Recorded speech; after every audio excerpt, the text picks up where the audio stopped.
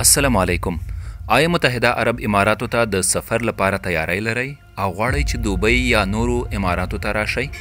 مخکې له دې چې تاسې د متحده عرب اماراتو د ایرپورټونو نه بهر ووځئ، دا 15 شیان باید ترسره کړئ. کله چې د پاسپورت چیک وشو او تاسې بهر راوځئ، نو تاسې باید د متحده عرب اماراتو یو سیم کارت ترلاسه کړئ. په متحده عرب اماراتو کې 3 ټلیفوني شبکې کار کوي چې له اتصالات، ډو او ورجن موبایل څخه عبارت دي. دا سیم کارت تاسو له کیوکس له سنټر ترلاسه کولی شئ چې د ارایول ترمینل کې موجود دي.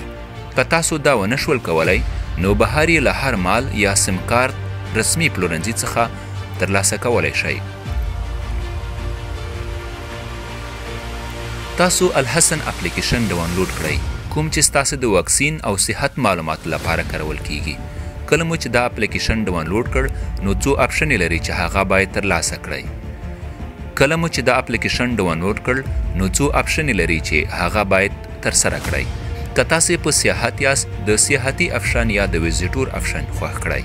د پاسپورت نمبر داخل کړئ او خپل هیواد مشخص کړئ. د موبایل نمبر داخل کړئ. که تاسو خپل هیواد نمبر هم لرئ، داسې نمبر باید وي چې دلته سیګنل ورکړي ترڅو میسیج ترلاسه کړئ. په یاد ولرئ چې تاسو باید داسې موبایل نمبر داخل کړئ چې هغه امیګریشن ته هم ورکوئ. معلومات چک کړئ چې سم دي او کنټینیو کلیک کړئ. 6 حروفه نمبر چې تاسو ته لیږل شوی هغه داخل کړئ او پروفایل مو جوړ کړئ. تاسو چې کومې بهرنۍ پیسې لرئ هغه درهمو ته تبدیلي کړئ. د پیسو د تبدیلۍ لپاره تاسو په ایرپورټ کې ایکسچینج سنټرونو ته تللی شئ یا یې هم بهر لنډ کوم ایکسچینج کې بدلې کړئ. که تاسو غواړئ چې د پیسو یا اسعارو بیې معلومې کړئ، نو د دې لینک څخه استفاده کولی شئ. دا لینک کلیک کړئ او د هرې ورځې د اسعارو بیې ترلاسه کړئ.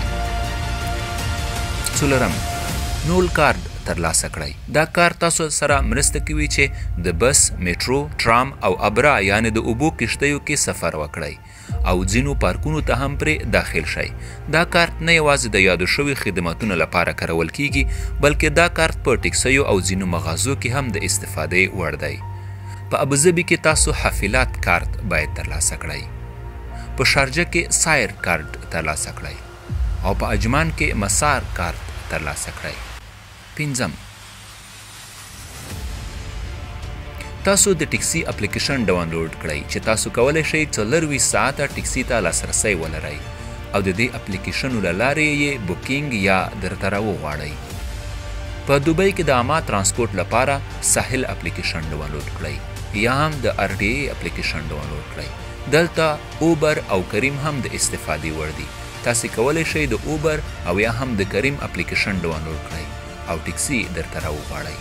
په ابوظبي کې د داربي اپلیکیشن ډاونلوډ کړئ او یا هم په ابوظبي کې د ابوظبي ټکسي اپلیکیشن ډاونلوډ کړئ. دا 15 هغه څه دي چې تاسو د ایرپورټ نه له راوتو مخکې له مخکې تیار کړئ ترڅو له ستونزې سره مخ نشئ. مننه.